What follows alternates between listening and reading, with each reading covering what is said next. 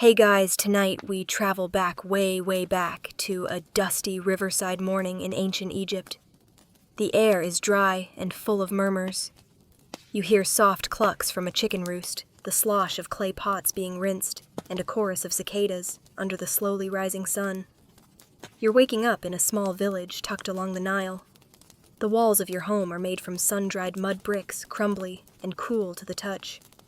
The reed mat beneath your feet prickles slightly as you shuffle toward the door. Outside, the early light bathes everything in a soft ochre glow.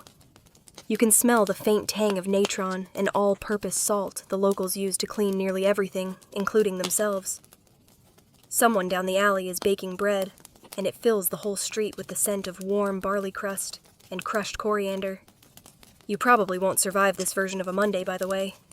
No electricity, no Wi-Fi. And the closest Starbucks is, well, about 3 millennia in the wrong direction.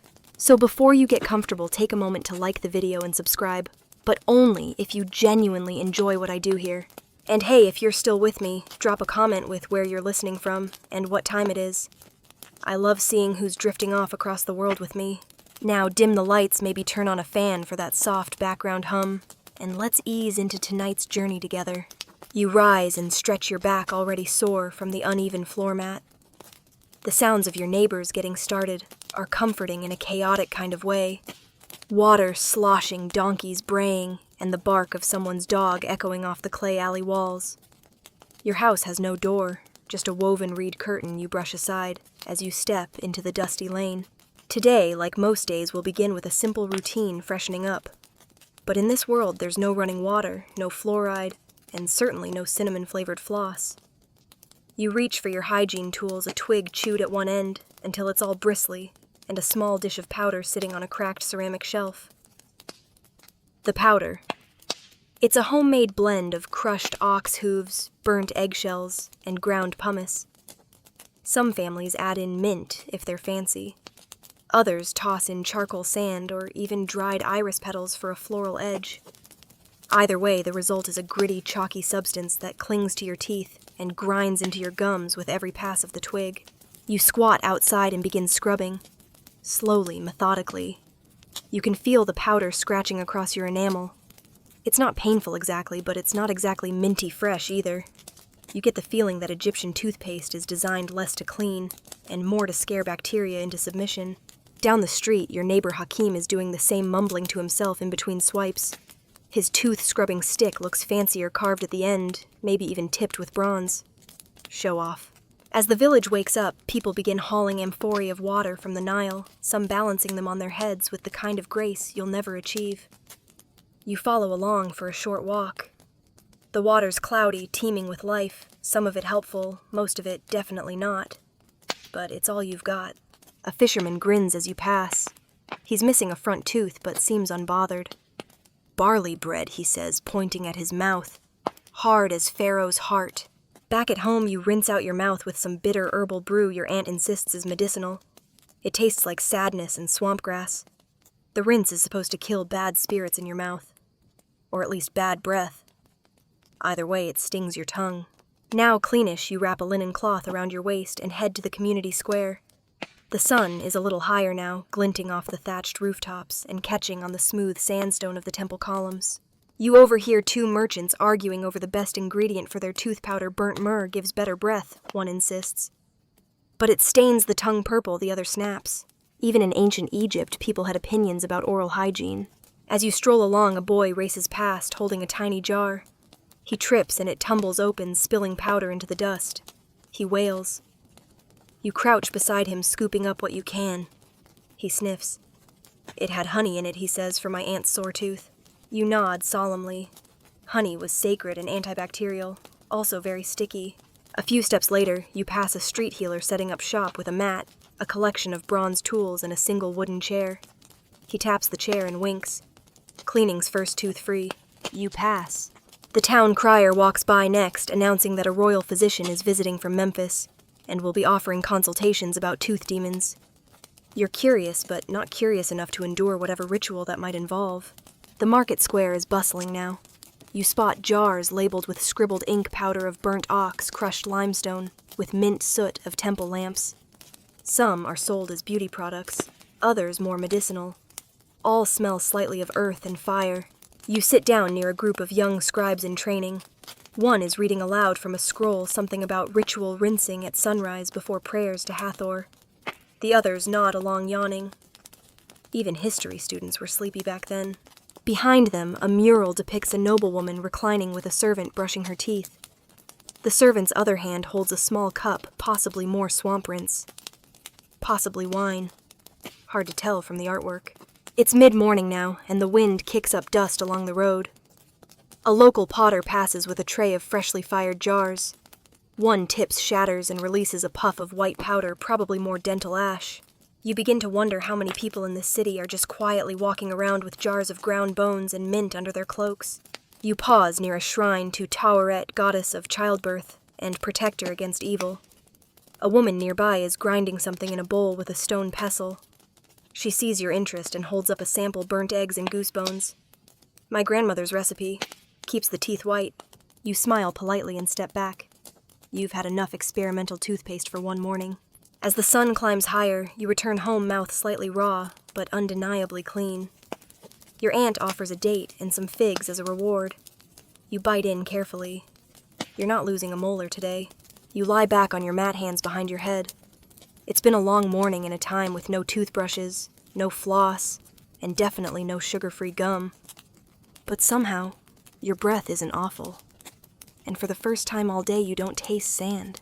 You wake from a brief nap to the sound of a distant goat bleating and the rhythmic swish of someone sweeping with a palm broom. The air is already warming, and the shadows in your courtyard are starting to shrink. Time to head to the riverbank again, but not for water this time. Today, you're collecting ingredients. See, in ancient Egypt, dental hygiene isn't just a quick scrub and rinse. It's practically alchemy. And everyone has their own recipe for oral care passed down from parents, priests, or papyrus scrolls that look like they've survived a sandstorm because they have. You walk carefully, holding a woven basket under one arm as you pass a row of houses. Outside one, an old woman is sun-drying bundles of herbs. She gives you a look, then points to a bowl on the ground. Charcoal, she grunts. From yesterday's fire. Still good. You thank her and scoop a handful into your basket. It's gritty, slightly oily, and smells like someone's overcooked dinner. Perfect. At the riverbank, a young boy is sifting sand. He calls out to you. Need the fine stuff, or rougher grit, for tooth polish. He's running a little business, packaging silt, from the Nile, filtered through linen and mixed with ash. You buy a scoop of the finer grade. Your next stop is the butcher. Not because you're hungry, but because ox hooves are considered premium exfoliant material. The smell is unforgettable. The butcher offers you several tiny fragments, brittle and off-white like broken fingernails. Grind it down with shell, he advises, then wipes his hands on his apron and gets back to hacking something you don't want to look at. Now here's where things get crunchy, literally. You've saved the most important and most unusual ingredient for last burnt eggshells. You make your way to the home of a scribe's wife known for her egg-based concoctions. She's standing outside tending a tiny fire under a clay grill. On it are rows of eggs slowly blackening in the heat. They have to be completely charred, she explains without looking at you, or they won't crumble properly. You nod and kneel beside her, watching the shells crack split and turn to flaky charcoal. The scent is strange, half breakfast, half funeral pyre. She hands you a pestle and a dish. Grind, she says. And so you do. You press into the blackened fragments, turning them into powder with a few steady movements.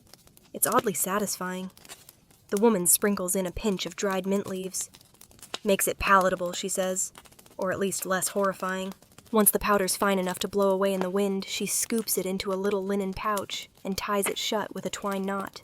There, she says, toothpaste fit for a priest. You ask her where she learned this recipe. She waves vaguely at the horizon. My aunt was a cleaner at the Temple of Thoth. Said even the gods don't like bad breath. On your walk home, you pass a temple mural that might support that claim. It shows a priest offering a lotus blossom to a seated god, who is definitely holding his nose. You arrive back at your house and set your basket down. It's filled with things modern dentists would probably label grounds for arrest: powdered hooves, sand, charcoal, and blackened eggshells. You mix them into a dish with some water, using a small spatula carved from bone. The paste is thick, grayish, and looks more like grout than something you'd willingly put in your mouth. But you do, because you're committed. and your aunt is watching. You dip your chewing stick into the paste and begin brushing again this time, with the tangy, smoky flavor of charred breakfast lingering on your tongue. The eggshell gives the paste a gritty texture like brushing with beach sand. The mint kicks in late a faint freshness, like a polite apology after a rude slap. As you rinse your mouth out with a splash of well water, you remember a fringe theory you once overheard in the marketplace. Some people think the burnt egg isn't for cleaning at all, it's for warding off tooth spirits. Historians still argue. You recall the market scholar saying whether burnt eggs were a practical solution or a spiritual deterrent. Was it abrasion or appeasement? You have no answer, only a slightly cleaner mouth. As the sun reaches its zenith, you wander into the temple district. The priests are performing their daily cleansing rituals, sprinkling water, burning incense, and occasionally spitting into polished bowls. You notice one high priest dabbing something onto his gums with a reed. You edge closer and ask what it is. Salt and egg ash, he says. Keeps the words of the gods from sticking in foul mouths. You nod solemnly, though inwardly you're trying to imagine what a foul-mouthed deity would sound like. Probably terrifying. And British. In a quieter corner of the temple, a stone tablet sits propped against a wall. It lists ingredients for purification rites, and among them calcined shells of bird crushed to dust. You smile. Toothpaste. Or divine cleanser. Or both. The rest of your afternoon is spent helping a friend gather lotus flowers, allegedly good for the breath when steeped in wine. You tuck a few into your belt pouch. Not for cleaning, just in case you want to smell nice at the next market gathering.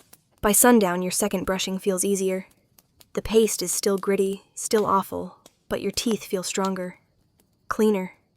Possibly even admired. As you sit outside your home chewing softly on a licorice root, a neighbor walks by and sniffs the air. "Someone smells minty," she remarks. You grin. Burnt eggs and all, it's a compliment. You wake to a sound you're not used to soft chanting. It's early, but already a thin line of sun stretches across your mat. Someone's left a jug of water by the door, still cool to the touch. You splash your face and roll your shoulders. Today, you've been summoned to the temple. Not for prayer, well, not exactly.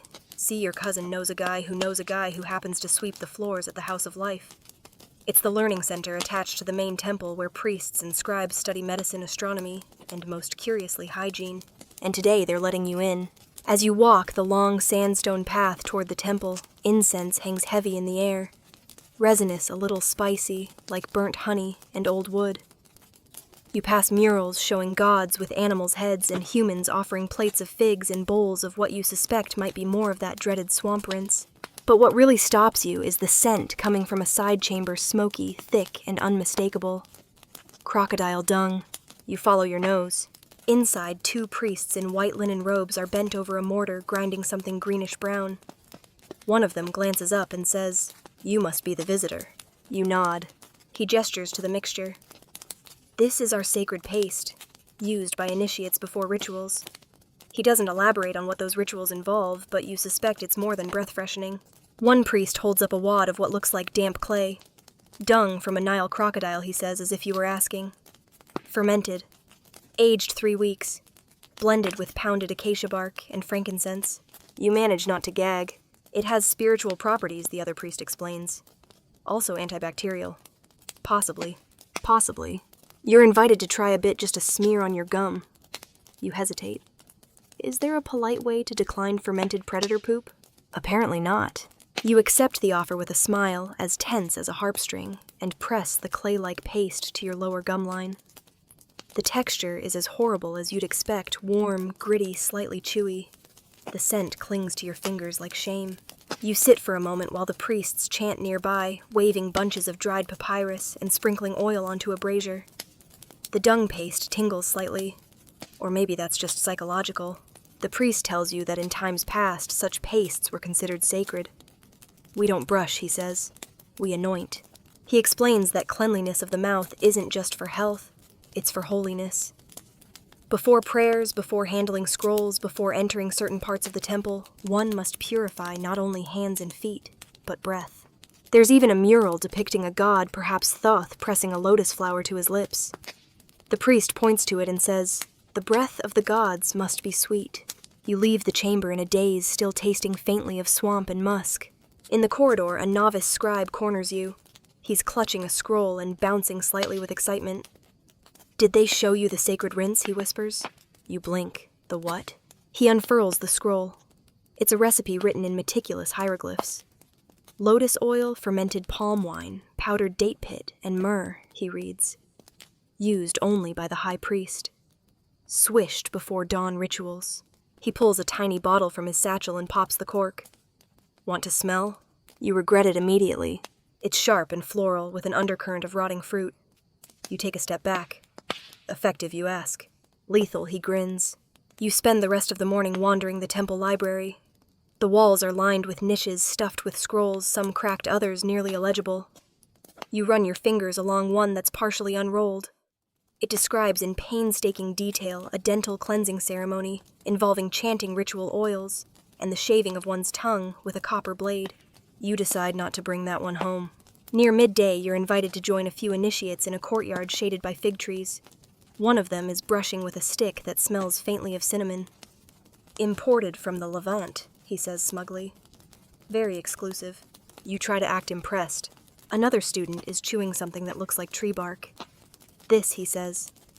"Acacia wood, great for gums, but bitter." You nod your tongue, still recovering from earlier adventures in crocodile fermentation. As the group chats, one initiate brings up a rather lively debate. Were these ancient pastes actually effective, or just spiritual posturing? Historians still argue, he says, squinting into the sun. Some claim these substances really did clean teeth, abrasive, antimicrobial, all that. Others say it was mostly ritual. Like washing hands you know are already dirty. You glance at your own fingers, still faintly stained with crocodile goo. Maybe it's both. That afternoon, a priest offers to show you a set of relics rarely seen by outsiders. You follow him to a small chamber behind a hanging reed curtain. Laid out on a cloth are a variety of tools. Ivory toothpicks, copper scrapers, reed brushes, and a tiny scoop carved from bone. The priest points to each item, naming them softly. "These belonged to the mouth cleaners of Pharaoh Giger," he whispers. "They served with honor." And gloves. One tool catches your eye. It looks like a tongue depressor, but with hieroglyphs etched along the handle. The priest sees your interest and smiles. It says, "Let no foulness enter where Ra's words exit." Poetic, and kind of intimidating. You spend a few quiet moments there admiring the delicate craftsmanship. These weren't just hygiene tools. They were instruments of ritual, symbols of status. Outside, the sun is starting to dip, casting long shadows across the temple floor. You thank the priest and head back to the village, your pouch now heavier, with a few borrowed samples, charcoal bark, even a bit of that minty acacia. Back at home, your aunt smells you coming. Literally. "Been to the temple?" she asks, raising an eyebrow. You nod, too tired to explain. "Did they give you that dung paste?" You sigh. She cackles. "I used to love that stuff," she says, shaking her head. "Burns the bad thoughts right out of your gums." You settle in for another evening brushing session. This time you mix a bit of acacia with powdered charcoal, adding just a drop of water to make it into a dark, tarry goop. The stick you use has been shaved at one end, forming a tiny brush. It gets into the crevices now between your back teeth, where grit from yesterday's bread still lingers. The taste is sharp, but not bad. Better than dung, anyway. You sit under the stars, brushing quietly, as the frogs begin their nightly chorus near the river. The air smells of cooling earth and smoke. And as you spit out the last of the paste, you wonder when your descendants thousands of years later pop open a tube of gel, labeled citrus ice, whitening blast. Will they know about you? The dusty kid by the Nile with burnt eggshells on his breath. It's barely dawn when your neighbor Ipu shuffles into your courtyard. Her sandals scuff along the dusty stones, and she's carrying a folded reed mat under one arm and a grin full of crooked teeth. "You've been summoned," she says. You blink. Summoned. You're not sure whether to be honored or worried. "Palace duty," she clarifies, eyes twinkling. "The pharaoh's breath has offended someone important. Apparently the king himself is having a bit of a halitosis crisis. And someone remembered your recent temple hygiene adventure. You gather your things, a fresh stick, your best linen wrap, and a pouch with the least horrifying paste you've concocted so far. Charcoal, crushed mint, and just a touch of burnt egg. The palace when you arrive looms in soft golden stone. It's larger than any structure you've ever seen, all towering columns and flapping awnings, with guards who look like they chew granite for breakfast. You're led through shaded corridors past mosaics depicting battles and boar hunts, and banquets that probably ruined more teeth than they saved. Eventually, you reach a small chamber where a court official waits arms crossed. "You're here to consult," he says, his nose wrinkling. Discreetly, you nod. Discretion is your specialty, especially when it involves being close enough to smell a pharaoh's molars. You're ushered through one final doorway into a brightly lit room draped with gauzy curtains. The air smells of lotus oil and honey cakes. And there, reclining on a low dais, is the man himself, Pharaoh. Or rather, the version of him no one outside the palace sees, squinting, slightly tired, and holding a silk kerchief to his mouth. You bow head low. "Approach," the Pharaoh says, voice soft but firm. "And please make it stop." He removes the kerchief. You step forward. And, well, let's just say the rumors weren't exaggerated. You try to remain professional. His breath hits you like a sun-baked fish wrapped in old linen. You inhale through your mouth and begin your assessment. You present your toolkit, the twig brush, the powder blend, a few oils for rinsing, and just in case an emergency sprig of fresh myrrh. "Begin," he says. You work carefully, brushing and dabbing, occasionally rinsing, and offering him bites of mint-drenched licorice root. He winces a few times, then lets out a soft sigh. "Better you ask stepping back." He nods. "Much. What was that, crisp flavor?" You hesitate. "Burnt egg." There's a pause, then a chuckle. Low and wheezy, but a chuckle nonetheless. "Tell no one," he says. "Let them think it's gold dust and papyrus sap." You bow again, of course. As you're led out, the court official hands you a small satchel. Inside are coins, a scroll, and oddly enough, a carved ivory toothpick shaped like a falcon. You're now officially a palace-recognized mouth purifier, and all it took was surviving a breath that could scare away the gods. You stop by the river on your way home, washing your hands thoroughly, and taking a moment to just breathe in some clean, fishy Nile air. A few days later, word has spread subtly. You notice more neighbors asking questions. "What did you use for the Pharaoh?" one asks. "Was it true you sang while you brushed him?" another whispers. You keep things vague, mysterious, like a dental priest of the old gods. Soon you're invited to consult with others. Wealthy merchants, minor nobility, even a temple singer with a sore molar. You bring your burnt egg blend, each time now slightly refined with acacia and a few drops of cinnamon oil. One woman says it smells like purification. Another says it smells like breakfast after a fire. You take both as compliments. Still, as you grow more experienced, you realize something unsettling. The more power and money a person has, the worse their teeth seem to be.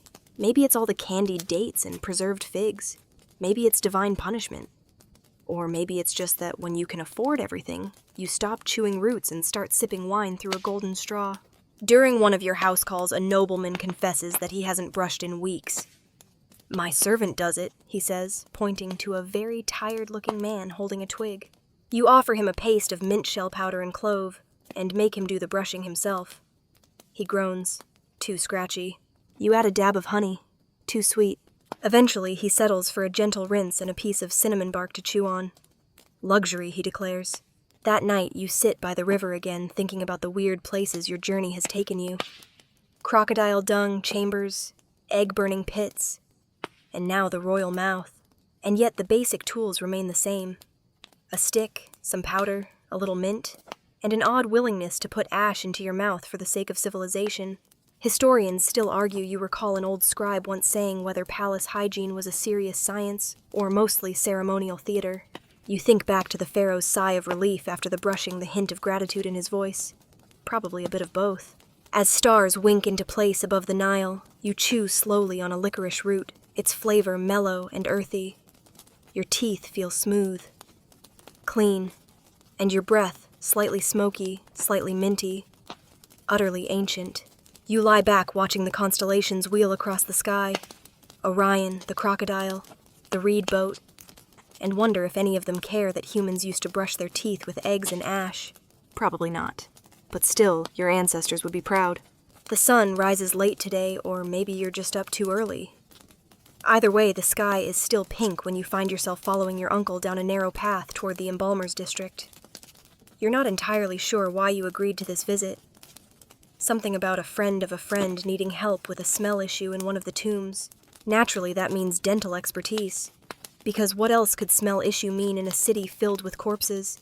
You walk in silence past rows of whitewashed mud brick houses. The streets are quieter here, and the air carries a slightly sour tang like resin old onions and regret. At the far end of the road, the embalmer's workshop appears half hidden behind a wall of woven palm mats. Inside, the temperature drops. Shade stone and decades of dried myrrh turn this place into a desert cave of calm. Or at least that's how it feels, until the flap of the mats is pulled aside and the smell hits you. You gag instantly. "Sorry," says a man in a linen kilt, cheerfully wielding a bronze scraper. "We had a bit of a leakage." You don't ask. Instead, you follow him past work tables covered with jars, folded linens, wooden tools, and several not yet wrapped clients. It's like walking into a very quiet, very unsettling classroom, except all the students are horizontal. You're led to a corner where a middle-aged embalmer is frowning down at a corpse with a cracked jaw. "Pharaoh's cousin," he says without looking up. "Very picky in life. Wanted to be well preserved, even around the gums." You glance at the mummy in progress. Sure enough, the teeth are in poor shape, blackened at the edges, worn to nubs. The jaw is half wrapped in linen and stuffed with some kind of paste. "What's in there?" you ask, pointing to the strange mix packed into the mouth. "Cinnamon bark, ground salt, frankincense, and natron," he replies, "and a dash of acacia glue to keep it from sliding." You nod, suppressing a joke about sticky afterlives. The embalmer continues. "We learned early on that a foul mouth makes for a restless spirit. The dead don't like to be buried stinking." He pauses, and neither do we. He hands you a small jar and asks your opinion. You open it cautiously. The contents are tan grainy and smell like a combination of river mud and spiced honey. You recognize it immediately. Burnt egg and powdered myrrh. The same blend you used on the pharaoh, just less delicately applied. You help repack the jaw using a carved wooden scoop. The embalmer watches approvingly. "You've got a clean touch," he says. "Steady fingers. Ever think of embalming?" You quickly shake your head. As you work, he tells you how ancient embalmers were some of the earliest to notice connections between teeth and sickness. If the gums rot, he says the heart follows. Whether this is true or not, no one's entirely sure, but it's surprisingly modern sounding. He adds historians still argue whether these mouth packings were for scent control or symbolic cleansing. Some say it's to purify the body. Others say it's to keep the ka from escaping through foul breath. You nod. It's always something with spirits. Before you leave, the embalmer gives you a small satchel of his best eternal freshness blend. "Try this," he says, "next time your breath gets too mortal." Outside, the sun has climbed, and the street is beginning to bustle. You pass other workers carrying strips of linen jugs of resin and bundles of herbs. The city never sleeps, not really. Not even the dead. Back home, you can't stop thinking about the embalmer's words. Restless spirits, rotten gums, sticky acacia paste clinging to teeth in the afterlife. You sit on your mat and pick at your chewing stick. It's frayed, worn down. You'll need to find a new one soon, preferably not used by a corpse first. Later that evening, your friend Teddy invites you to a small gathering. He's recently returned from Memphis and brought with him some new ideas about tooth rituals. There's a group, he says excitedly, that's begun using pomegranate peels, mixed with vinegar as a rinse. You raise an eyebrow. Sounds sour. It is, he grins, but it makes your gums pink and lovely. At the gathering, you meet others who've developed their own versions of oral care. One woman uses crushed lotus seeds and date syrup. Another swears by sand filtered through linen soaked in goat's milk. It's a weirdly delightful scene, everyone comparing powders, sniffing jars, and complimenting each other's breath like it's perfume. Someone pulls out a scroll, worn and brittle, and reads aloud. "Let no man approach the sacred altar with breath of the tomb." Everyone laughs, except you. You remember that breath. As the evening winds down, Teddy leans over and whispers, "You know, I think we're onto something. These little rituals, they're more than just cleanliness. They're connection. Between people. Between the living and the dead." You nod, chewing softly on a stick dipped in mint. Back in bed, the shadows of the day soften around you. You can still smell the embalmer's spices in your hands. You imagine the cousin of the pharaoh lying quietly in his tomb, jaws packed, teeth nestled in their eternal herbal wrap. It's odd comfort, this idea that even in death someone cared enough to freshen you up. As you drift off, you think maybe history isn't about the grand battles or golden crowns. Maybe sometimes it's just about burnt eggs, a little mint, and a clean farewell. You wake up with the odd sense that someone's knocking not on your door, but somewhere inside your skull. A low throb pulses at your temple. Your jaw aches. And when you try to chew on a leftover fig, a sharp bolt shoots through your molar like a lightning strike from an irritated god. Congratulations, you, like most of ancient Egypt, have a toothache. It starts with a dull pain, then escalates as the day warms. Your usual chewing stick doesn't help. Swishing with minty vinegar water only makes it worse.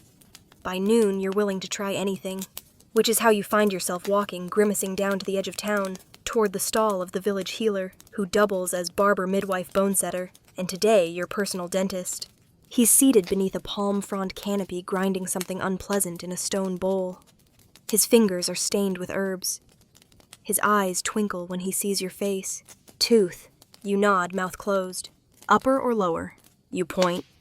He nods, then pats a woven mat. Sit. We'll sort it. As you settle in, he rummages through a basket and pulls out several items. A bronze hook, a length of twine, a sliver of polished wood, and a small jar that smells like regret. He doesn't wear gloves. There is no anesthetic. There is only the Nile breeze and your own shallow breathing. First, he offers you something to chew, licorice root soaked in beer. It numbs your tongue slightly. Then he chants softly, possibly for spiritual protection, possibly to distract you. You try not to wonder how many of his patients survive this. With practiced fingers, he presses the side of your jaw and mutters swollen, rotten at the root. He dips the hook into the jar and smears your gum with a thick paste ginger honey and crushed garlic with a dash of powdered myrrh. It burns. A lot. Then, before you can protest, he loops the twine around your tooth and ties it tight. On 3, he says. You don't believe him. There is no 3. There is only a sudden jerking pull and a pain that shoots through your brain and out your ears. The world blinks white for a moment, then gray, then quiet. When your vision returns, the tooth is in his hand, bloodied, cracked, and triumphant. He holds it up like a tiny trophy. One of the god's own pebbles, he grins. You can't speak. You can only breathe slowly, shallowly, through the dull throb of your mouth. He packs the socket with a wad of cloth dipped in something bitter and herbal. Keep it there until sunset, he instructs, and no barley bread for 2 days.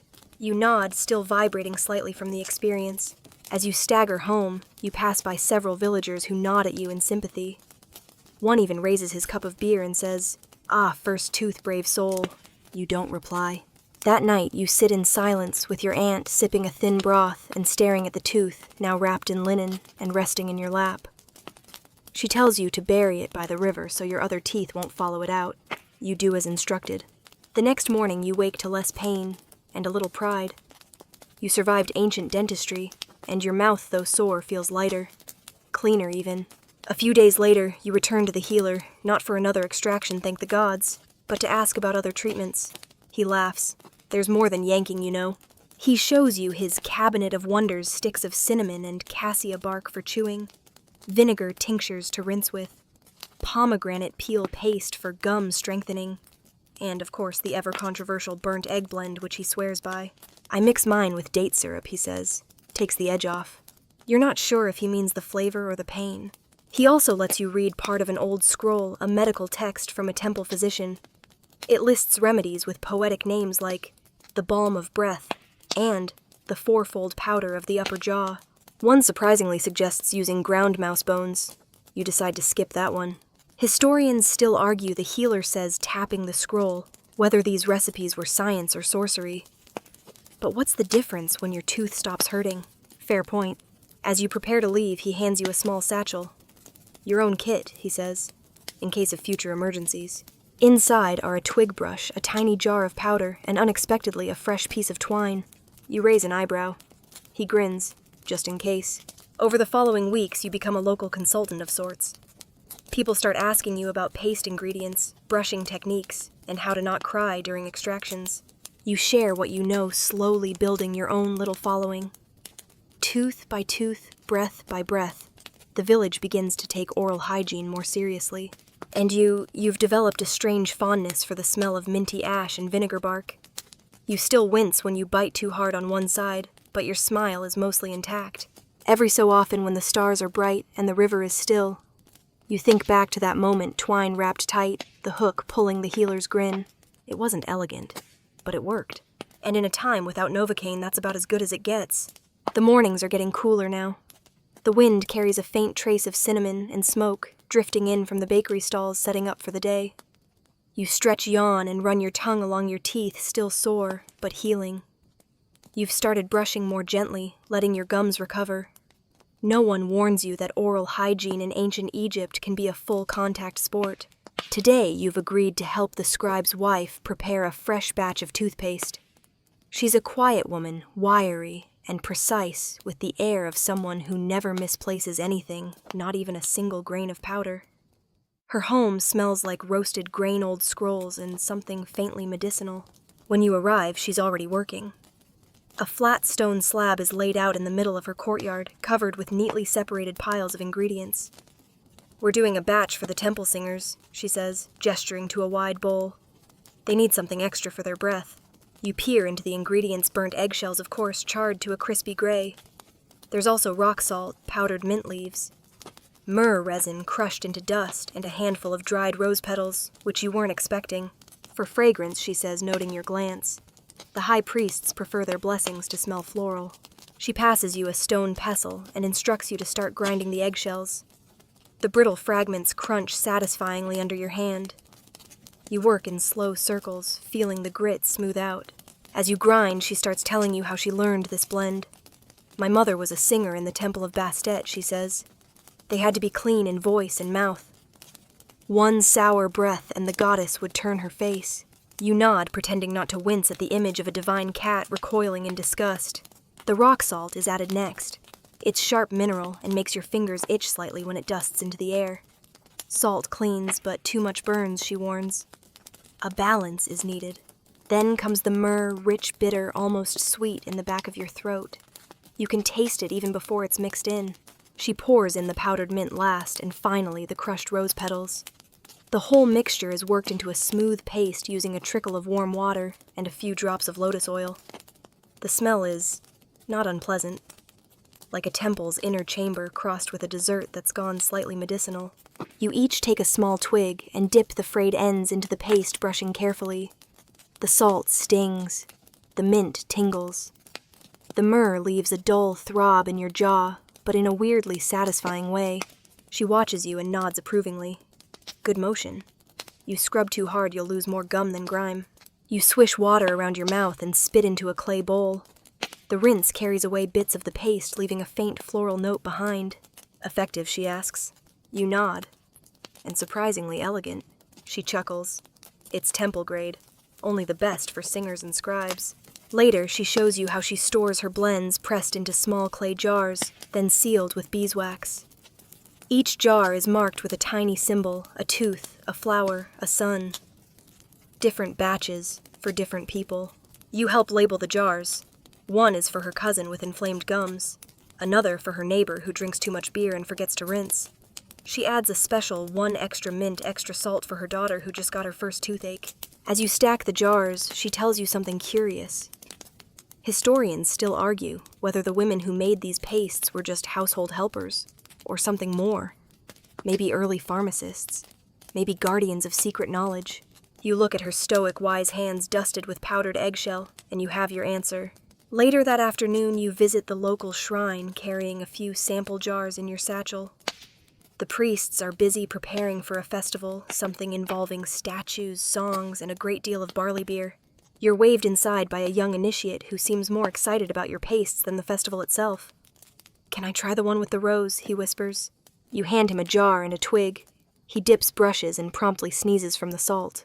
"Potent," he gasps, then grins. "Perfect." You show the others how to mix the paste with water to make it stretch. One of the older priests listens carefully, then leans in. "Do you have anything for morning mouth mine could banish demons before sunrise?" You give him the extra mint batch. As the sun begins to set, you find yourself walking home along the riverbank, your satchel lighter, your mouth tasting faintly of herbs and smoke. You spot your reflection in the water. Tired eyes, mint-stained lips, and the smile of someone who spent the day playing dental apothecary to a spiritual society. You pluck a mint leaf from a bush near the edge of the road and chew it slowly, watching the sky shift to deep gold. You think back to that first gritty brush with burnt hooves and ash, and wonder how far you've come, from crushed bone to crushed petals, from pain to practice, from random village kid to temple-approved paste crafter. Not bad for someone who started with nothing more than a frayed twig and a willingness to chew on things better left unchewed. It's nearly midday, and the sun beats down on a dusty excavation site just beyond the village. You're here with a group of workers tasked with clearing out part of a collapsed tomb, a job that's equal parts archaeology, superstition, and heavy lifting. Someone said a wall inscription mentions sacred molars, and now everyone's convinced the place holds the secret to eternal dental health. You mostly came out of curiosity. Well, that and the promise of a packed lunch. The tomb entrance is narrow, barely tall enough to crouch through. Inside, the air shifts, dry, still, and thick with that old scent resin dust and mystery. The scribe leading the dig calls everyone over. We found something. You step carefully into the chamber and spotted a skull. A remarkably well-preserved one resting in a shallow clay coffin. The jaw is still intact, the teeth shockingly present. White, even, minimal wear. Everyone stares in silence for a moment. The scribe scratches his head. He's been dead over 3,000 years, and his molars are better than mine. You crouch down to take a closer look. The teeth are tightly packed, no visible cracks or cavities. The molars aren't ground flat like most from the era. Whoever this person was, they had access to something unusual. A younger worker nudges you. Do you think it's the paste, or something else? You shrug, but your mind is racing. Later, back in the shade, you sit with the team and go over notes. One suggests it could be genetics. Another blames a diet low in sand and grit. But then someone brings up an odd detail nearby. In a smaller tomb, they found a sealed jar. Inside was a mix of burnt shell fragments, powdered herbs, and a paste that still clung to the inner walls. You ask to see it. The jar arrives wrapped in linen. You pry the lid off, carefully releasing a faint puff of scent floral mineral, and sharp. Someone jokes it smells better than their uncle's breath. You run your finger lightly along the edge. The residue is grayish-white. Gritty. The composition feels familiar. Back home, you compare it to your own burnt eggshell paste. Nearly identical. The ratios, the color, the scent profile. You test it under your nose cautiously. Yep, that's the same bite-your-tongue sharpness you know so well. You write a quick note, 3,000-year-old toothpaste, and underline it twice. The next day, the scribe organizes a short presentation in the village hall. A few elders, the temple librarian, and several curious children show up. You're asked to demonstrate how the paste might have been applied. You recreate the tomb mixture using your current blend as a base. Burnt eggshell, salt, charcoal, mint. You add a tiny hint of resin to mimic the preserved jar. Then you pass it around. The elders murmur approvingly. It smells clean, one says, like temple incense. One boy dips his brush twig and gives it a go. He grimaces. Tastes like the time I bit my sandal. Everyone laughs. Later, the librarian pulls you aside. There's a scroll, she says, that mentions a healer buried with his wisdom of the mouth. We always thought it meant words. But maybe, you nod. Maybe it meant molars. Historians still argue, she continues, whether these clean-toothed mummies were anomalies or evidence of some forgotten art. Paste alone wouldn't do it. Their diet, their ritual, even their spirit practices, they all played a role. You spend that evening reviewing what you know. The molar man's burial had signs of wealth, but wasn't royal. The tools found nearby included a bronze pick, 2 reed brushes, and a carved plaque inscribed with a tooth symbol surrounded by stars. A dental priest, a toothpaste sage. Whatever the case, he died with a better smile than most people alive today. As you chew thoughtfully on a licorice stick, you remember something the embalmer said. A clean mouth in death means a peaceful soul. Maybe this person wasn't trying to preserve health. Maybe they were preparing for divine conversation. You add that to your notes. Later that week, your paste recipe gets a small update, finer eggshell grinding, a slightly sweeter mint, and a new drying process for longer storage. You call it the Tomb Blend. No one else seems to think that name is weird. Soon, the marketplace starts talking. People from neighboring towns come to try your paste. The priest who refused to brush now asks for refills weekly. You catch a merchant telling her daughter burn it longer. The egg must be ash like in the old tomb. You grin quietly. In your workshop, you line up your jars neatly labeled, carefully packed.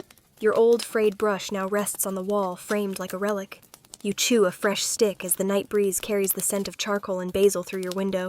And you whisper softly, "Sleep well, Tooth Mummy."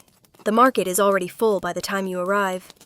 It's loud, colorful, and vaguely chaotic, as it always is when every trader in town decides today is the perfect day to sell slightly fermented dates, possibly cursed amulets, or miracle sheep butter.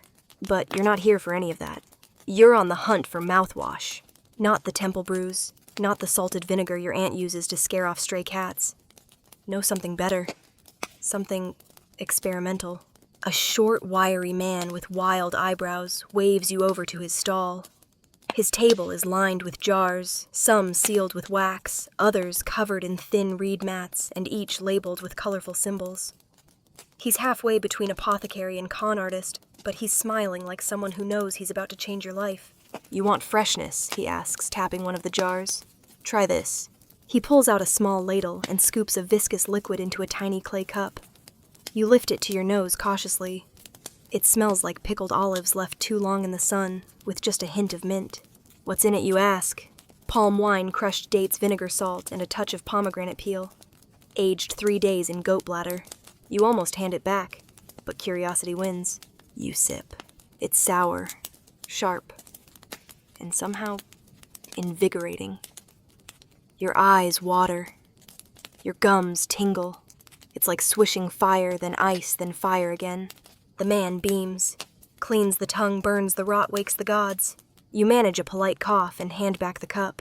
He nods sagely. You'll be back. Further down the row, a woman with henned hands offers a gentler version.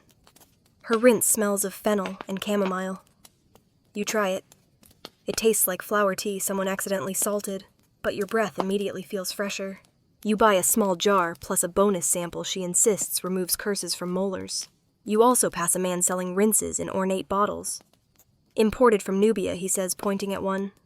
This one has lotus oil river salt and crushed blue petals. Royalty uses it. You can't afford it, but you get a whiff anyway. It smells divine like cool water and crushed dreams. Back at your workbench, you decide to try making your own blend.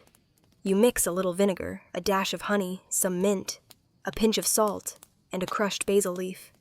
You let it sit while you grind more eggshells for paste orders. When you try the rinse later, it's surprisingly good. Tart, bright, slightly spicy. You bottle it, scribble a label. Gentle Nile rinse, and add it to your offerings. Soon, people are asking for it by name. You start collecting notes from your customers. One says it makes his mouth feel less like a tomb. Another says her husband kisses her more now. One child insists it tastes like frogs, but still asks for more. You keep refining the recipe. Some batches include dried orange peel. Others use coriander seeds or licorice root. You even try a rare batch with bits of powdered oyster shell, but only once. Too crunchy. A traveling merchant visits your stall and samples 3 rinses in a row. He nods slowly, then says, "You know the people in Punt make a rinse from fermented mangoes and crushed coral." You stare. Fermented mango. He nods. And some say hippo breath oil. You do not ask further. You spend that night testing combinations under the stars. Your mouth tastes like a salad bar had a fight with a spice rack, but it's kind of fun. Eventually, you settle on your favorite mint vinegar salt honey and just a drop of lotus oil. Balanced, refreshing. A rinse worthy of temple singers and pyramid engineers alike. A few days later, a scholar visits your booth with a papyrus scroll. He reads aloud, squinting as he translates. To cleanse the breath before song mix wine salt and blossom oil, then hold beneath the tongue while reciting the prayer to Hathor. You ask if it works. He shrugs. Historians still argue whether the blossom oil was medicinal or symbolic.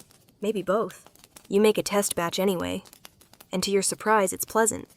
Sweet, earthy, and oddly calming. You begin offering prayer rinses at your stall, blended with different oils for different gods. People love it. They rinse and chant. Some even come back saying their dreams were sweeter.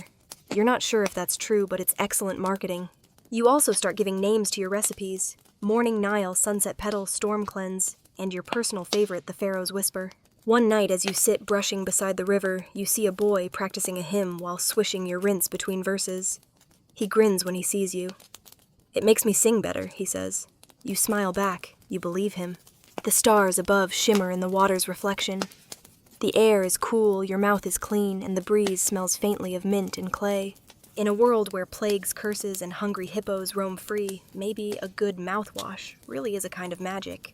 The temple courtyard is humming with activity when you arrive. The sun filters through tall papyrus stalks, casting dappled shadows across the flagstones. You're here for something different today. Not to clean, not to consult, but to learn. An elder scholar has agreed to teach a small group about the ancient scrolls detailing personal care rituals, including, you guessed it, oral hygiene. You settle onto a woven mat among half a dozen other students. Most are younger, nervous. A few scribes. One guy who looks like he got lost on the way to a beer vendor, but decided to stay anyway. The scholar, a lean man with sun-darkened skin and a voice like gravel, emerges from the shadows, carrying a scroll longer than a fishing net. He unrolls it carefully, revealing neat lines of inked hieroglyphs. Some still shimmer faintly. This, he begins, is the instruction of the mouth. At least that's what we call it. You lean in. He starts to read. The scroll is part poem, part prescription. It describes how to cleanse the tongue at sunrise, how to prepare paste using the white shell of the silent bird, likely eggshells, and how to chew on tamarind bark before reciting prayers. There's a whole section devoted to breath. Let no foul wind escape where words for the gods are meant. You glance around. A few students nod reverently. One makes a note on a wax tablet. The beer guy has fallen asleep. The scholar continues explaining that many such texts survive in pieces. Some describe mouth cleaning as a way to protect the soul. Others frame it as service to the community. No one wants to be downwind of the priest during festival. Laughter ripples through the group. He points to a symbol near the scroll's edge, a tiny mouth with 3 dots. This appears in several places. It might mean purified speech, or maybe just mint. Scholars still argue. He invites you to try reading the next line. You fumble through it, something about rinsing the mouth with river water infused with petals of the blue lotus. "Good," he says, smiling. That line's often mistranslated. People assume it's poetic, but it's also literal. Lotus petals have antiseptic properties. Even beauty has bite. You spend the afternoon studying more fragments.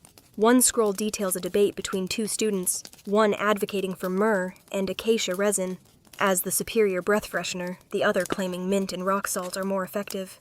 You feel strangely seen. You also learn that chewing sticks were once stored in specially carved holders, some made of ivory, others from cedar wood scented with oils. It was a status symbol. The cleaner your teeth, the higher your standing. There are even references to toothbrushes gifted as wedding dowries. Love and hygiene, the scholar murmurs. A timeless romance.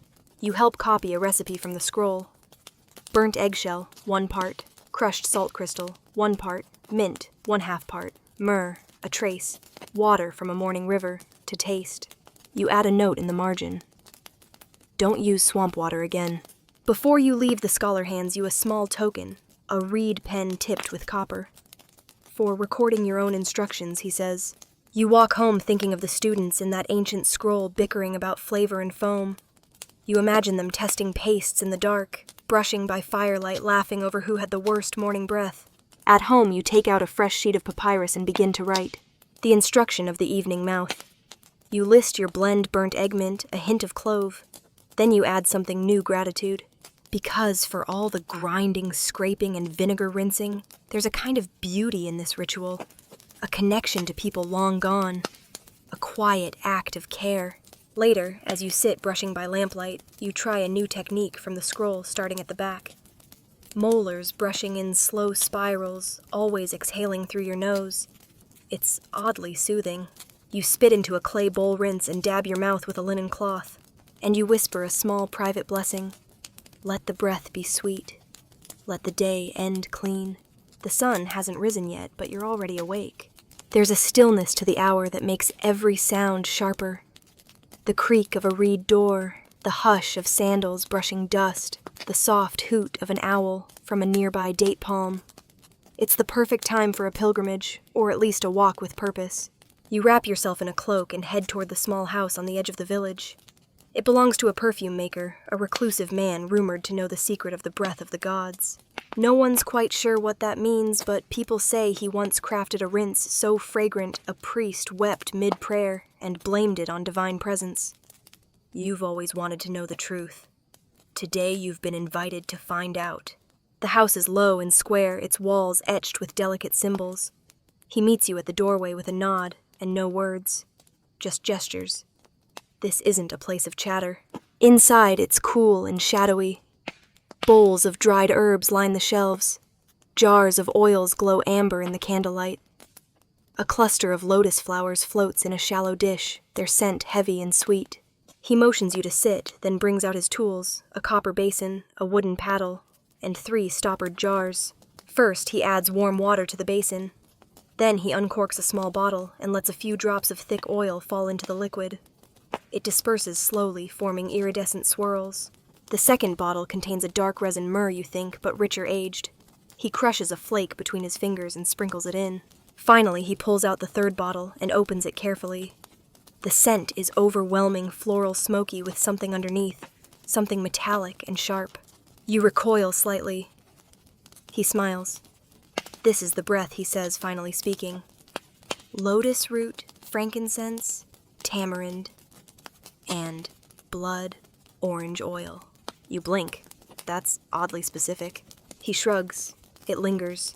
It stirs memory. You lean closer to the bowl. The combined scent is like nothing you've smelled before, sweet and ancient. Your mouth waters. Your eyes sting. You dip a reed cup and take a cautious sip.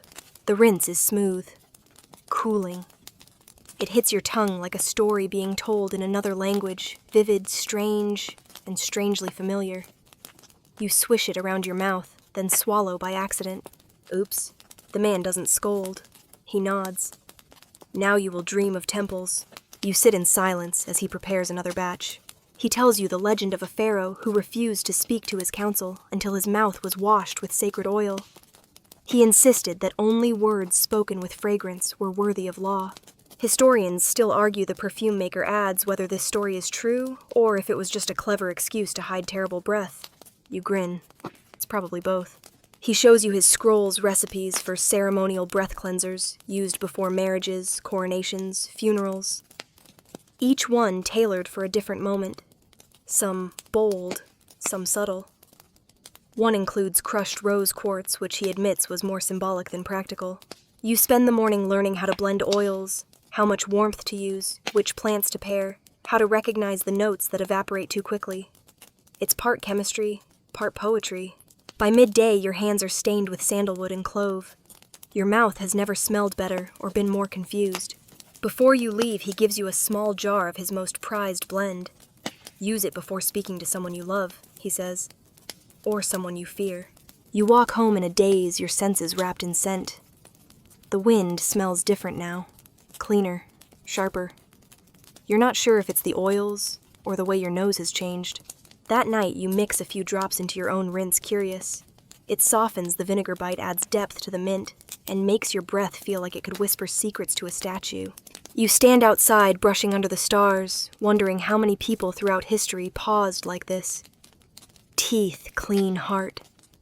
Still mouth, fragrant just before saying something that would never be forgotten. A chill wind brushes through the village as you step outside the next morning. Autumn's whisper has arrived early, and with it comes news. A traveling healer is in town, setting up at the southern end near the granary. They say she carries scrolls from Thebes' potions from the Sinai, and more dental stories than a crocodile has teeth. Naturally, you head straight there. Her tent is small, striped with faded red and green cloth. A wooden sign outside reads, Teeth, Tongues, and Troubles Consultation. Free, pain, costs extra. Inside, she's setting up a modest table. On it are tiny vials, bundled sticks, a few worn scrolls, and a scale that's slightly off balance. She looks up as you enter. Mouthwork, she asks without missing a beat. You nod. She nods back. Sit, let's see the damage. You take a seat on a reed mat. She grabs a copper probe and gently lifts your upper lip. Some tenderness in the gums. Slight abrasion on the back molar. Too much charcoal. You blink. How did she know? She shrugs. Everyone overuses charcoal. makes them feel like something's happening. It is. You're sandblasting your teeth. You laugh nervously. She pulls a scroll from under the table. I'm working on a blend right now, based on temple documents and a recipe from a Nubian trader. Burnt fig bark, powdered turmeric, crushed date seed. Less abrasion, more healing. You ask to try it.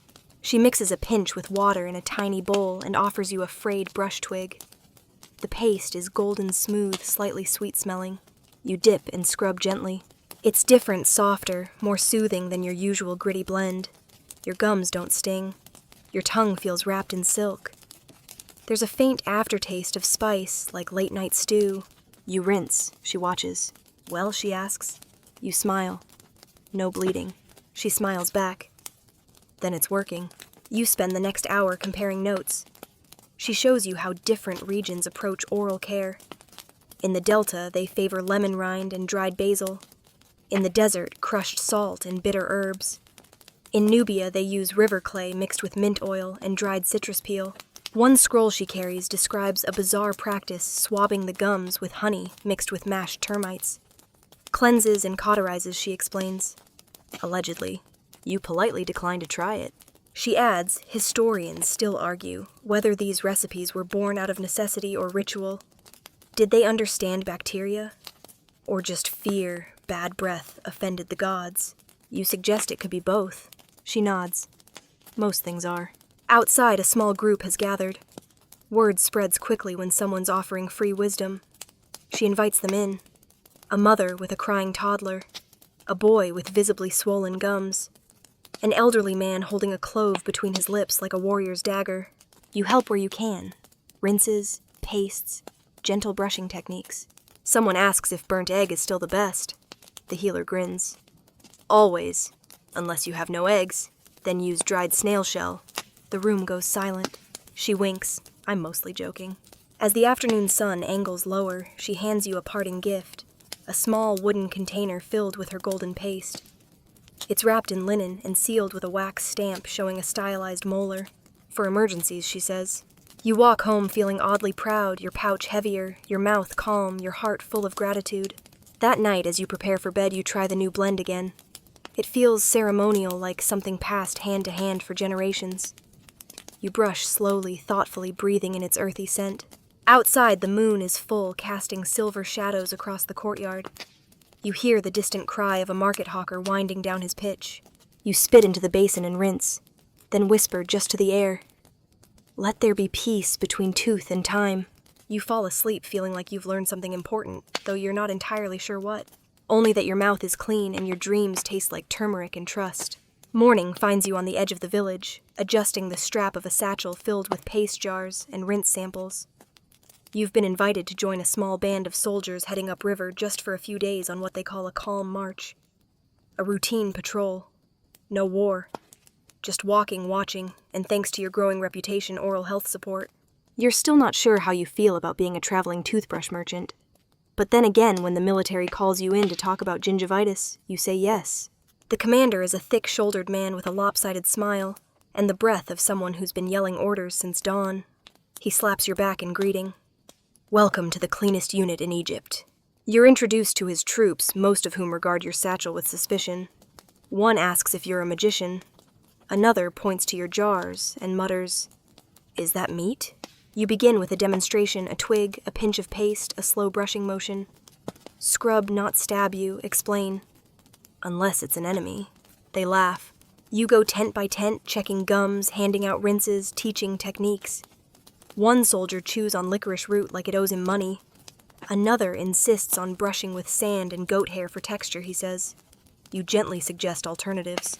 They warm up to you quickly, especially after you treat a sergeant's aching molar with a dab of clove oil and a muttered blessing. Later, over a modest dinner of lentils and flatbread, you learn how soldiers improvise when hygiene supplies are scarce. One uses wine-soaked linen to clean his teeth. Another burns scraps of papyrus and brushes with the ash. You suggest trying burnt egg and mint instead. They wrinkle their noses, but agree to sample it. After dinner, they pass around your gentler rinse blend. One soldier swishes spits and says, "Tastes like a garden got mad." He takes another mouthful. As the stars come out, you and the troops sit in a loose circle sharing tales. One older warrior tells a story of a battle where his sword shattered mid-swing. I had to bite the enemy he boasts. Good thing my teeth were sharp. You pass him a chewing stick. Let's keep them that way. He chuckles and pockets it. Before sleep, you walk the camp with the commander who confides in you. It's strange, he says. We train to fight, to march, to endure pain. But a little sting in the tooth, that'll bring a grown man to his knees. You nod. It's the quiet pains that last the longest. He pauses. Historians still argue, he says thoughtfully, whether our strength came from discipline, or simply knowing when to ask for help. You scribble that down later. You're starting to collect these.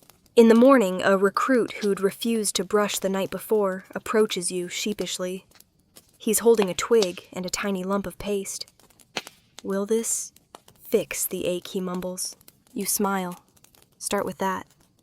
Then chew gently. He nods, crouches beside the river, and begins. One brushstroke at a time.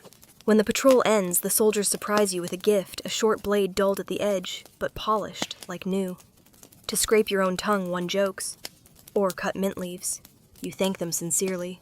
Back home, you hang the blade beside your workbench as a reminder even warriors brush. That night, you prepare a new blend inspired by the journey. Burnt egg, of course, but also basil, a touch of river salt, and a dash of date vinegar, the soldier's favorite. You label it March paste. And as you brush under the stars, you think of a circle of soldiers laughing with clean teeth and tired eyes, their breath mingling with the wind. You smile. You've fought no battles, but you've won a few mouths. You wake to the clang of a gong echoing across the village. It's the start of a feast day, one of those calendar-scribbled celebrations, where no one remembers the god's name, but everyone agrees it's a great excuse to roast things and drink deeply. The scent of barley beer and spiced lentils drifts into your window before sunrise. You dress quickly. Not because you want to party early, but because you've been invited somewhere. Delicate. A nobleman, wealthy, wide-bellied, and perpetually chewing, has requested your services. Word is he chipped a molar on a barley biscuit last week and hasn't smiled since. You arrive at his estate just as the cooks are arranging platters. Roasted goose stuffed grape leaves, honeyed figs. Pyramids of flatbread so dry they could sand a sarcophagus. It's a dental minefield. You're ushered to a marble-floored courtyard where the nobleman reclines on silk cushions, scowling at a plate of candied dates. You must help, he groans, cupping his cheek. I can't eat. And what's the point of a feast if you can't chew the goose? You ask what happened. Bit into a barley loaf, he grumbles. Felt something crunch. Thought it was a seed. It wasn't. You inspect his tooth. A large crack runs down the back molar like a lightning strike across sandstone. You rummage in your satchel and produce your emergency fix-it blend, powdered sage, burnt shell bee resin, and a bit of softened wax. Not permanent, but enough to ease the bite. As you work, he whines. Why do the foods of celebration feel like punishment? You smile, because your bread is harder than your common sense. He chuckles, then winces. Once the paste sets, you hand him a clove pod to chew slowly. He sighs with relief. By the gods, I missed flavor. As thanks, he sends you away with a bundle of questionable pastries and a bottle of what he calls tooth wine, infused with mint basil and more vinegar than your palate can tolerate. On the walk back, you stop at the festival square, now alive with laughter and music. Children chase each other between booths. A juggler drops a fruit and curses under his breath. Somewhere, someone is playing a double reed flute very poorly. You watch a group of women dipping date balls in honey, popping them whole into their mouths with glee. You wince on their behalf. Nearby, a vendor hawks teeth-safe treats, soft fig cakes soaked in almond milk. You try one. It's mushy and excellent. You wander through the stalls, sampling cautiously. A new rinse blend catches your eye, cinnamon bark, pear skin, fennel seed, and fermented pomegranate. It's spicy sweet and makes your tongue tingle. You buy a jar immediately. At a nearby booth, an elderly woman sells blessed brushes twigs from a sacred fig tree, each wrapped in red thread. Brush with prayer, she says. The gods might listen. You pick one up. It smells faintly of citrus and old stories. Back home, your cousin greets you with a dramatic groan. I broke a seed between my molars. Am I dying? You inspect. No, just a bruise. Chew mint, apologize to your teeth. He sighs and walks off chewing like a punished dog. That night, as the festival slows, you sit beneath a fig tree, watching the last embers of celebration fade. Drums thump in the distance. The wind smells like sweet smoke and spilled wine. You try your new rinse, warm it, slightly swirl spit. Clean, spicy, worth every copper coin. You think of the nobleman now reclining happily, and the feast he almost missed. You think of soft fig cakes, too sweet wines, and broken biscuits. And you think historians still argue whether Egyptian feasts were celebrations of abundance, or traps set by the bread. You settle onto your mat brush slowly with your blessed fig twig and murmur the evening prayer taught by the scrollmaster. Let no food linger where the soul must speak. You sleep with a soft smile, mouth clean, dreams full of flutes, figs, and the sound of someone biting into something just a bit too crunchy. The day begins with a knock on your door and a strange request. A tall man in traveling robes stands in the doorway, his expression halfway between urgency and indigestion. I was told you understand things. Of the mouth, he says. You nod. I brush teeth. He shakes his head. No, this is bigger. And that's how you find yourself hiking through the marshlands, outside the village, following a man named Senet, who claims to be in search of a legendary mouth rinse, made from the bitter medicine of the Nile. He tells you the story as you walk long ago. A healer saved a prince from a fatal mouth infection, using a brew made from hippo fat, swamp salt, and the crushed petals of a lotus that only blooms during the first flood. It smelled like wet metal, Senet says reverently, but it worked. You're not sure what's more questionable, the ingredients or the prince's survival, but curiosity wins again. By midday, you're ankle-deep in water swatting flies and trying to grind dried lotus petals with a rock that keeps slipping. Senet unpacks a jar of something gray and gelatinous. This, he says with a grin, is the hippo fat. You look at him, then at the jar, then back at him. You first. He scoops out a fingerful and rubs it on his gums like it's lip balm. Burns. That means it's working. You mix your own blend, hesitating only slightly. The paste smells awful, like regret mixed with seawater and a faint hint of flowers. You add some swamp salt and stir. When you finally try it, the result is startling. Your mouth tingles. Your nose runs. You blink several times, and then, slowly, the sensation fades into a strange calm. Your tongue feels smooth. Your breath inexplicably smells faintly herbal, like mint that went to war and came back enlightened. Senet nods, pleased. We'll call it the flood brew. You return to dry ground, triumphant, swamp-muddied, and only slightly concerned about what's growing under your fingernails. Back in the village, word spreads quickly. Not about the hippo fat, thankfully, but about your new river paste. People line up with empty jars and hopeful expressions. You don't give them the original recipe. Instead, you create a gentler version: lotus petals, dried ginger, swamp salt, and a touch of honey. You call it the Nile's bitter medicine. It becomes a local sensation. You watch as villagers begin adapting it in their own ways. One adds mint for sweetness, another sprinkles in powdered date seeds. A street healer mixes in dried orange peel and insists it cures headaches too. Soon, the rinse becomes part of the morning routine for dozens of families. You're asked to speak at the shrine about your discovery. You wear your cleanest tunic and try not to mention hippos. Afterward, the temple steward approaches. This blend, he says quietly, smells like something my grandmother used. From before I was born. You smile. Maybe her grandmother used it too. He nods. Historians still argue, he adds, whether our best medicines were made from wisdom or desperation. You suspect it was both. That evening, Senet visits again. He brings you a wrapped bundle, a scroll brittle and ink-faded, with what appears to be a hymn. To breath. Let the breath be steady as the reed flute, clean as a dawn wind, soft as a prayer between lovers. You hang it above your workbench. That night, you prepare a fresh rinse. No fat this time. Just petals, salt, and spice. You swirl it, breathe deeply, and whisper the hymn aloud. Then you brush slow, quiet strokes as the frogs begin their nightly song near the riverbank. The air is warm. Your mouth is clean. And somewhere in the marshlands, you're pretty sure a hippo is watching you with mild disdain. The sun is still tucked behind the hills when you arrive at the schoolhouse. Today, you're not a healer, or a paste maker, or a swamp-born brush wielder. Today, you're a guest lecturer. The head scholar, an elderly man with more ink stains on his robes than teeth in his mouth, greets you with a crooked grin. You're the one who made that rinse the priests can't stop gargling. You nod. He laughs. Good. Maybe you can finally settle an argument. The classroom is a shaded courtyard tucked between walls of sun-baked clay. A few benches line the space, and a dozen scribes in training sit hunched over wax tablets, whispering and swatting flies. The scholar calls the room to order with a sharp rap on his staff. Today, he declares we discuss a matter of taste, specifically mint versus myrrh. Groans and cheers erupt. Apparently, this is an ongoing debate. You're invited to the center, where a low table is set with bowls, one filled with ground mint, another with powdered myrrh, and a third with your own latest blend, mint myrrh, clove, and crushed lime peel. You begin your talk the way all good lectures begin, with a horrifying description of what happens when no one brushes for a week. That gets their attention. You explain that while myrrh is a powerful antiseptic, it's bitter resinous and often off-putting. Mint, on the other hand, is gentler, cool, aromatic, and soothing on inflamed gums. But you add myrrh lingers, and sometimes you want a breath that lingers.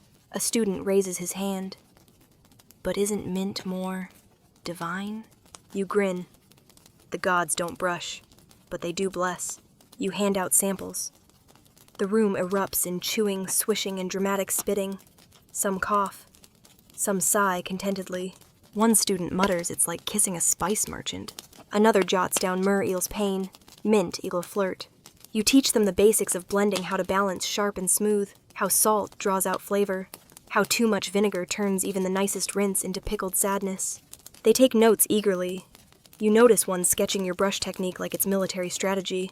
Later, you break them into teams. Each group is to create their own ideal blend, then defend it like a political campaign. The results are impressive. Team Sweet Mint uses honey mint and orange peel. For lovers, they say. Team Holy Fire makes a brutal mix of myrrh vinegar and clove to wake the soul. Team Surprise adds onion powder. Their rinse is promptly outlawed by popular vote. The winning blend. A soft mixture of lotus oil mint and just a touch of cinnamon. It's elegant, subtle, and makes you feel like a whisper is blooming in your mouth, and the scholar nods in approval. Better than the festival wine. After class, a few students linger. One asks, "Why do you care so much about breath?" You think for a moment, then say, "Because it's the first part of speech. If the mouth is clean, the words have space to shine." She writes that down like scripture. As the day ends, the scholar presents you with a gift, a scroll from the House of Life full of old rinse recipes and marginal notes from students, just like the ones you taught. Historians still argue, he says, whether these scrolls are medicine or myth. But the line between them is thinner than mint oil on water. You take the scroll home, unroll it by lamplight, and lose yourself in the faded ink lines about herbs, breath blessings, and a curious recipe titled Wind of the Priestess. You try it immediately. It tastes like rain on warm stones and something unnameable like memory. That night you brush with your new blend, write notes on the margin of the scroll, and tuck it beneath your mat for safekeeping. Outside, the wind carries the laughter of children and the scent of cinnamon ash from a nearby hearth. You fall asleep dreaming of a future where everyone's words begin with fragrance, and no one ever has to argue about mint versus myrrh again. But if they do, you know which side you're on. The next morning begins in near silence. No shouting neighbors, no barking dogs. Just the quiet rustle of date fronds outside your window, and the low hum of a reed flute drifting up from the riverbank. It's a rare day off, or at least it's supposed to be. You stretch, roll over, and immediately regret everything. Your jaw is sore again. Not painfully so, but enough to remind you that even the most diligent of brushers are still human. Maybe you were too rough last night. Or maybe that orange peel you bit into at the festival had one last act of revenge. You decide to spend the morning doing something peaceful, visiting the local burial workshop. Now, this may not sound relaxing to most people, but to you, there's a strange calm in those stone halls. The embalmer's tools lined up like musical instruments, the faint scent of incense and age. You're greeted by Harcuff, the assistant embalmer you met weeks ago now, holding a wooden tray full of linen strips and a pot of thick paste. "Welcome back," he says, smiling. "We've got a new one, lower priest class, good teeth. Want to take a look?" You do. The body lies in quiet repose, already wrapped from the chest down. The mouth is slightly open, and the teeth are beautiful, intact, well aligned. No visible decay. You lean in. "What's the plan?" Harcuff shrugs. "The usual. Natron pack gum resin seal floral oil rinse." You raise an eyebrow. "Floral oil." He nods. "Lavender and fig sap. Keeps the afterbreath pleasant." You help prepare the blend, watching the oil soak into a length of linen before gently pressing it to the teeth. The scent fills the room. It's subtle, clean, reverent. As you work, Harkuf shares an odd rumor that some high priests were buried with golden tongue plates, not just as a symbol of eloquence, but to preserve the soul's voice in the afterlife. Historians still argue, he says, wiping his hands, whether the plates were for speech or status. Either way, no one wanted to meet Osiris with foul breath. You can't help but wonder, what will you be buried with? A jar of mint paste, a plaque that reads, "He brushed twice daily." After your shift, you stop by the perfumer's tent for a refill. He's experimenting with a new infusion clove oil mixed with dried lemon rind and sweet basil. You try it. It's sharp at first, but it blooms into something soft and warm, like being hugged by a citrus tree. You buy 2 jars. Back home, you decide to write down everything you've learned, each recipe, each ritual, each curious phrase whispered in dark corners or sunny courtyards. You fill scroll after scroll with rinse to calm a hot tongue, brush to soften sharp speech, paste for dream clarity, oil to summon gentleness. You give them names, whisper-leaf fisherman's wind tongue of the poet. And then, in a moment of quiet confidence, you write something new for the afterlife. A blend designed not for health or taste, but for memory. You imagine your descendants opening the jar centuries from now, brushing with reverence, saying, "He walked by the river, and his breath smelled of stories." You place this blend in a clay pot and seal it with wax. You scratch your mark onto the lid, a tooth within a lotus, and set it on a shelf reserved for sacred things. That night, brushing feels different. Not just a habit, but a ritual. A closing of the day. A whisper to time. You brush with your newest blend, lavender figment, a pinch of salt, and let it linger. Then you lie down, arms behind your head, eyes on the ceiling beams. And you think, even in the end, may the mouth speak kindly.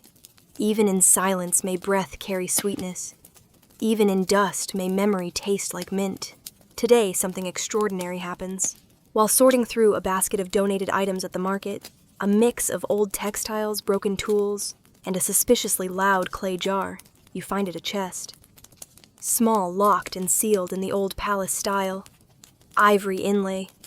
Gold flake dust clinging to the seams. The merchant says it came from a storeroom emptied after a distant cousin of the royal family forgot to keep breathing. You buy it immediately. Back home, you pry it open with your dullest knife just in case and discover treasure. Not rubies, not scrolls, but something far more valuable to you, hygiene tools. Inside are objects you've only seen in murals and dusty temple inventories. A pair of ivory toothpicks polished smooth, each carved with lotus patterns. A tiny reed brush holder wrapped in faded linen. A jar still sealed with what might be original pharaonic paste. And a small bronze mirror, the kind used only by elites. You stare in silence. This isn't just someone's kit.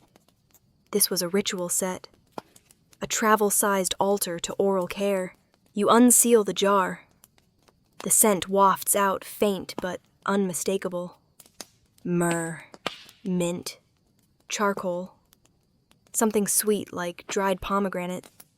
The paste is gray and firm, still holding its shape after who knows how many centuries. You dab a bit on your finger and tap it gently to your lips. You don't use it, some things deserve reverence. Not saliva, but you can almost taste it. It smells like a prayer whispered into a clean room.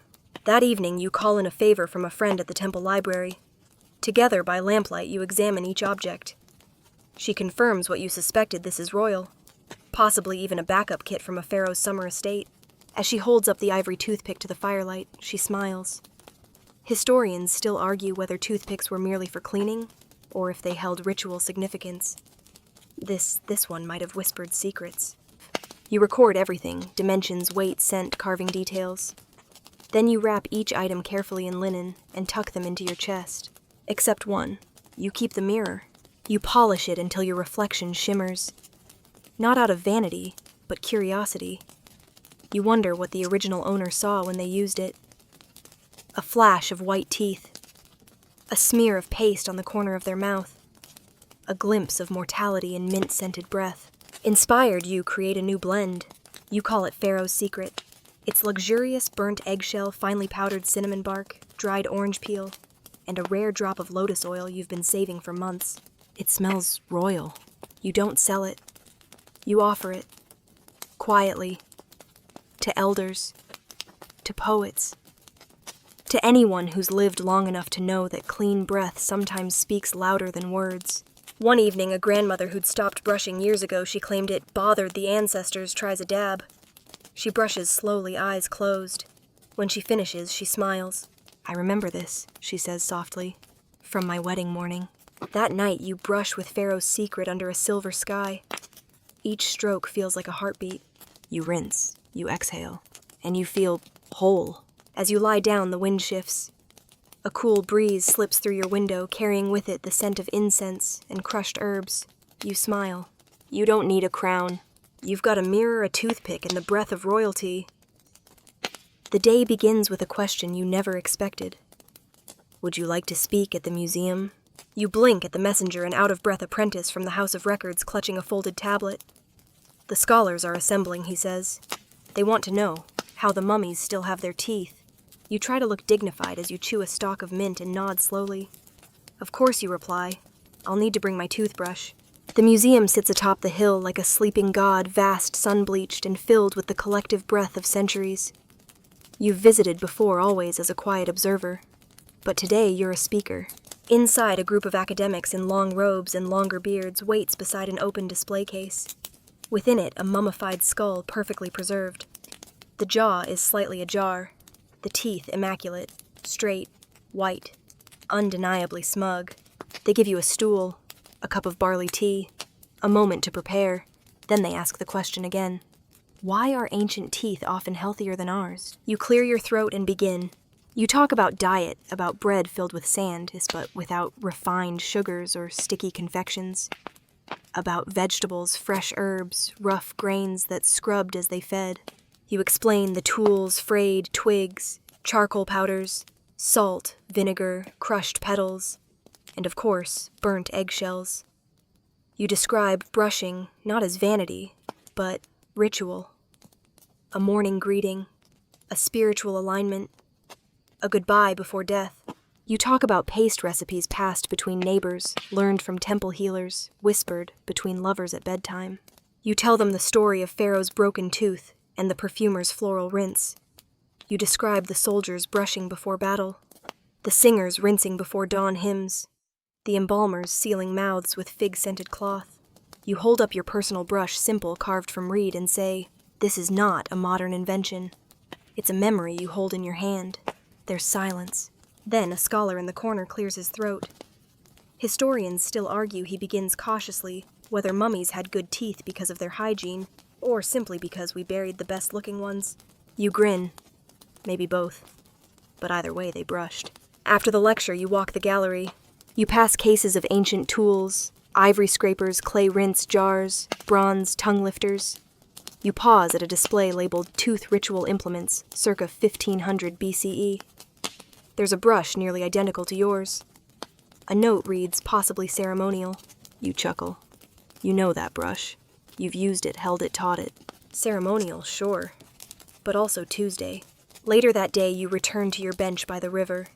You unpack your satchel and begin blending a new paste, this one, inspired by the museum visit.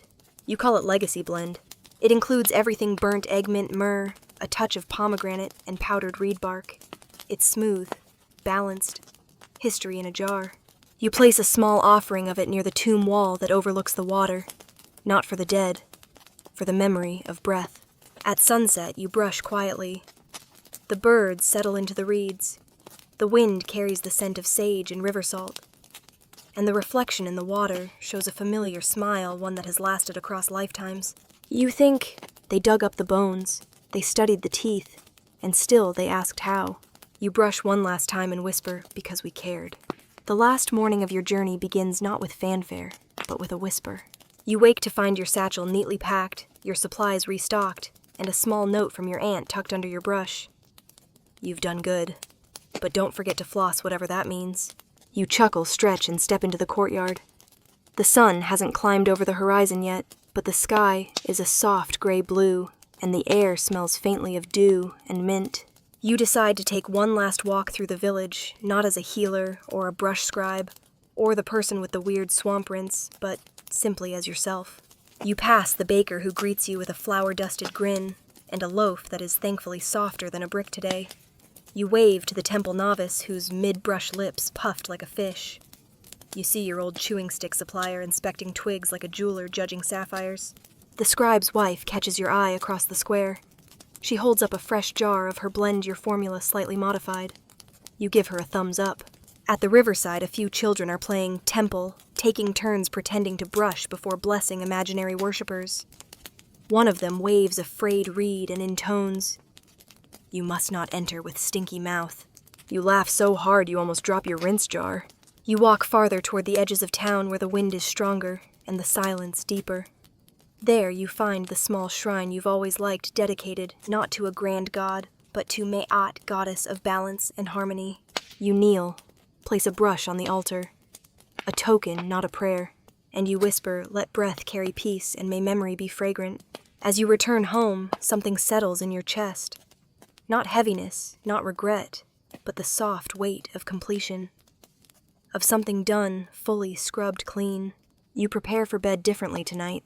You light a lamp, but lower the flame. You choose your softest brush. You select a blend that's less exciting than your latest creation, but somehow just right burnt egg mint salt and a whisper of cinnamon. As you brush, you slow down. You pay attention. The way the paste grits.